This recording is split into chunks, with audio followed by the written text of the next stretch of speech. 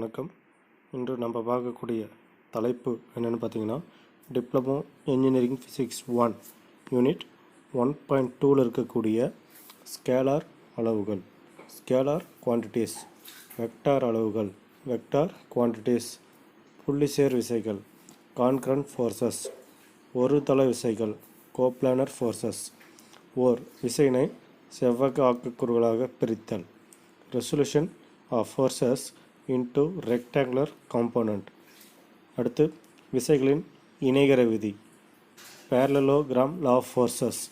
அடுத்து ஓர் புள்ளியில் செயல்படும் இரு விசைகளின் தொகுபயனின் எண்மதிப்பு மற்றும் திசை ஆகியவற்றுக்கான கோவைகள், expression for the magnitude and direction of the resultant என்ற தலைப்பு பற்றி பார்க்கலாம். இயல் உலகத்தை விவரிக்க பயன்படும் பல்வகை அளவுகளை உள்ளடக்கியது இயக்கவியல். இவை தொலைவு, இடப்பெயர்ச்சி, வேகம், திசைவேகம், முடுக்கம், நிறை, உந்தம், ஆற்றல், வேலை, திறன் போன்ற அளவுகள் சில எடுத்துக்காட்டுகளாகும். இந்த அளவுகளை ஸ்கேலார் மற்றும் வெக்டர் என்ற இரு வகைகளாக பிரிக்கலாம். A study of motion will involve the introduction of a variety of quantities which are used to describe the physical world.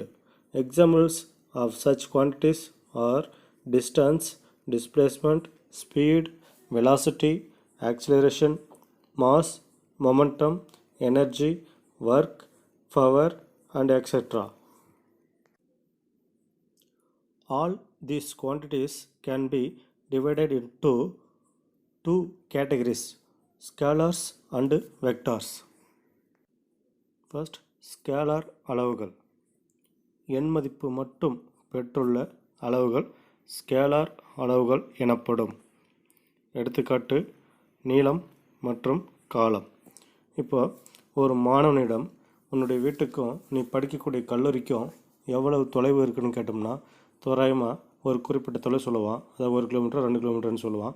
இப்போ இங்கே 1 கிலோமீட்டர் 2 கிலோமீட்டர் என்பது ஒரு தொலைவு குறிக்குது. தொலைவானது ஒரு நீளத்தை குறிக்குது. நீளமானது ஒரு எண்மதிப்பு மட்டும் பெற்றுள்ளதுனால நீளம் என்பது ஒரு ஸ்கேலர் அளவாகும். அதே மாணவனிடம் உன்னுடைய வெயிட் எவ்வளோன்னு கேட்டோம்னா 50 கிலோ அல்லது 55 கிலோன்னு சொல்லுவான். இப்போ இந்த இடத்துல 50 கிலோ 55 கிலோ என்பது ஒரு எண்மதிப்பு குறிக்குது. அப்போ நிறையானது ஒரு ஸ்கேலர் அளவாகும். இப்போ அதே மாணவனிடம் இப்போ டைம் எவ்வளோன்னு கேட்டோம்னா ஒரு குறிப்பிட்ட நேரத்தை சொல்லுவான். 1 மணி 2 மணின்னு சொல்லுவான். அப்போ இங்கே 1 மணி 2 மணி என்பது ஒரு எண்மதிப்பை குறிக்கிறதுனால காலமானதும் ஒரு ஸ்கேலர் அளவாக செயல்படுகிறது. அடுத்து scalar quantities. Physical quantities having only magnitude are called scalar quantities. Example, length and mass. Vector அளவீடுகள். எண்மதிப்பு மற்றும் திசை ஆகியவற்றை பெற்றுள்ள அளவுகள் வெக்டார் அளவீடுகள் எனப்படும். எடுத்துக்காட்டு திசைவேகம் மற்றும் விசை. இப்போ ஒளியின் திசைவேகம் என்னென்னு பார்த்தீங்கன்னா, அதாவது லைட்டுடைய வெலாசிட்டி 3 × 10⁸ மீட்டர் பர் செகண்ட். இப்போ இந்த இடத்துல 3 × 10⁸ என்பது ஒரு எண்மதிப்பு குறிக்குது. அதேமாதிரி ஒளியானது ஏதாவது ஒரு திசையில் செல்லக்கூடியவை. அப்போ இந்த இடத்துல ஒளியின் திசைவேகம், அதாவது திசைவேகன்றது பார்த்திங்கன்னா எண்மதிப்பையும் திசையும் பெற்றுள்ளதுனால திசைவேகமானது ஒரு வெக்டர் அளவீடாக செயல்படும். Vector quantities. Physical quantities having both magnitude and direction are called vector quantities. Example, velocity, acceleration and force. அடுத்து புள்ளிசேர் விசைகள். 2 அல்லது 2க்கு மேற்பட்ட விசைகள் ஒரு புள்ளியில் செயல்பட்டால் அவ்விசைகளுக்கு புள்ளிசேர் விசைகள் என்று பெயர். Concurrent forces. 2 or more forces acting at a single point are known as concurrent forces. ஒரு தள விசைகள். இரண்டு அல்லது இரண்டுக்கு மேற்பட்ட விசைகள் ஒரே தளத்தில் செயல்பட்டால் அதற்கு ஒரு தள விசைகள் என்று பெயர்.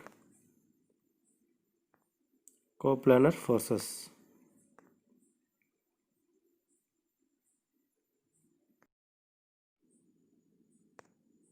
Coplanar forces.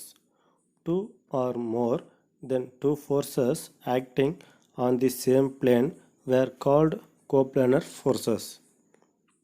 அடுத்து ஓர் விசையினை செவ்வக ஆக்குக்கூறுகளாக பிரித்தல். Resolution of a force into rectangular component. R என்ற விசை x மற்றும் y அச்சுகளுக்கு இடையில் O என்ற புள்ளியில் செயல்படுகிறது. விசை Rன் எண் மதிப்பையும் திசையையும் OC என்ற கோடானது குறிக்கிறது. OACB என்ற செவ்வகம் வரையப்படுகிறது. OA என்பது விசையின் கிடைத்தள ஆக்கக்கூறை குறிக்கும். A force can be replaced by two or more forces is known as components of a forces of resolution of a force. Consider a force R acting on the point O in between x-axis and y-axis. The magnitude and direction of R is represented by OC.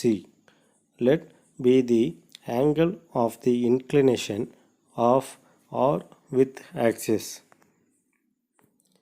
Draw a rectangle OACB. The line OA represents the horizontal component of the forces and OB represents the vertical component of the force. இப்போ பார்த்தீங்கன்னா O என்ற புள்ளியில் P மற்றும் Q என்ற இரண்டு விசைகள் செயல்படுவதாக கொள்வோமானால் இந்த P என்ற விசை ஏற்படுத்தக்கூடிய கோடுகள் முறையே OA எனவும் Q என்ற விசை ஏற்படுத்தக்கூடிய கோடுகள் முறையே OB எனவும் எடுத்துக்கொள்க. இப்போ P மற்றும் R என்ற தொகுபயன் வெக்டர் ஏற்படுத்தக்கூடிய கோணங்களானது தீட்டா ஆகும். P மற்றும் Q இந்த இரண்டு விசைகளை பிரிக்கக்கூடிய தொகுபயன் வெக்டர் R ஆகும். இந்த கோடு வந்து OC ஆகும். இப்போ இதே மாதிரி OA மற்றும் OB என்ற இரண்டு பக்கங்களுக்கு அடுத்துள்ள பக்கங்களாக இரு கோடுகள் வரையப்படும் பொழுது OACB என்ற ஒரு செவ்வகமானது நமக்கு கிடைக்கப்பெறும்.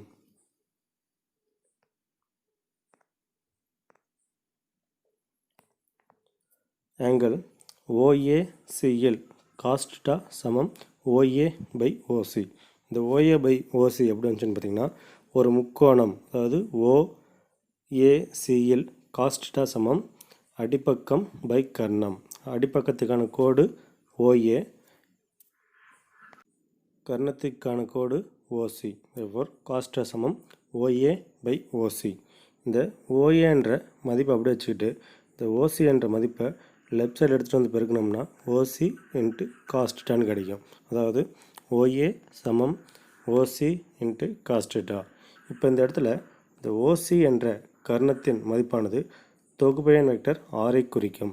இதே மாதிரி OA என்ற கோடு P என்ற விசையை குறிக்கும். இந்த இரண்டு மதிப்பையும் மேலே இருக்கக்கூடிய இந்த ஃபார்முலாவில் சப்ஸ்டிட் பண்ணோம்னா, அதாவது OA என்ற கோடு ஏற்படுத்தக்கூடிய விசை P எனவும் OC என்ற கோடு ஏற்படுத்தக்கூடிய தொகுபயன் விசை R எனவும் நம்ம சப்ஸ்டிட் பண்ணோம்னா P சமம் R cos θ என்ற மதிப்பு கிடைக்கும். இதுதான் விசையின் கிடைத்தல் ஆக்கக்கூறுக்கான சமன்பாடு. அடுத்து விசையின் செங்குத்தாக்குக்கூறுக்கான சமன்பாடு என்ன அப்படின்றத பற்றி பார்க்கலாம். இதே மாதிரி ஆங்கிள் OACL sin θ சமம் OB by OC. அதாவது OB என்ற கோடு எதிர்பக்கத்தையும் OC என்ற கோடு கர்ணத்தையும் குறிக்கும். அதாவது sin θ சமம் எதிர்பக்கம் பை கர்ணம். எதிர்பக்கத்துக்கான கோடு OB, கர்ணத்துக்கான கோடு OC. இப்போ இந்த இடத்துல OBயை வந்து நம்ம ஏசின்னு சொல்கிறோம். ஏன்னு பார்த்தோம்னா இரு எதிர் பக்கங்கள் சமம். அதாவது OB என்ற கோட்டுக்கு எதிரே இருக்கக்கூடிய கோடானது AC. அப்போ இந்த இரண்டு பக்கங்கள் சமமாக இருக்கும் பொழுது OB சமம் AC என எடுத்துக்கொள்வோமானால் இந்த ஏசி என்ற மதிப்பை அப்படியே வச்சுக்கிட்டு இந்த ஓசி என்ற மதிப்பை லெஃப்ட் சைடில் எடுத்து பெருக்கணும்னா ஓசி இன்ட்டு சைன் தீட்டா என்ற மதிப்பு கிடைக்கும். இப்போ இந்த இடத்துல ஓசி என்ற கோடு ஏற்படுத்தக்கூடிய தொகுபயன் வெக்டர் என்னென்னு பார்த்தீங்கன்னா ஆர். அதேமாதிரி ஓபி மற்றும் ஏசி இந்த இரண்டு பக்கங்கள் சமமாக இருக்கும் பொழுது இந்த இரண்டு பக்கங்கள் ஏற்படுத்தக்கூடிய விசை என்னென்னு பார்த்தீங்கன்னா Q.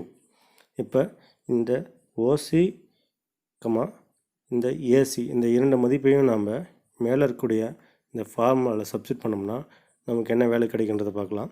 இந்த ஏசி என்ற கோடு ஏற்படுத்தக்கூடிய விசை Q, ஓசி என்ற கோடு ஏற்படுத்தக்கூடிய தொகுபயன் விசை ஆர் வெக்டர்.